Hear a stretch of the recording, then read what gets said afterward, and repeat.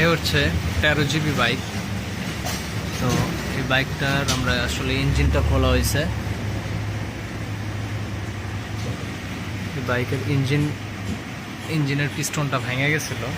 তো আসলে এই হচ্ছে এটার আগের পিস্টনটা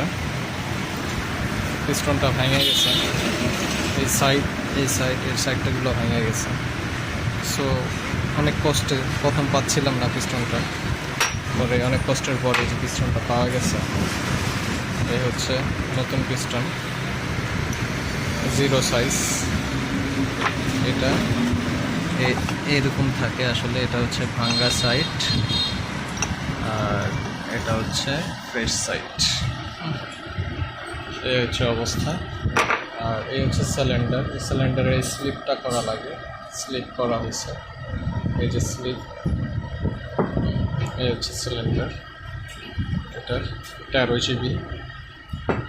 এই হচ্ছে এটার নতুন রিং। আমরা এখন এটাকে ইনস্টল করব। এই হচ্ছে 13 GB ইঞ্জিন।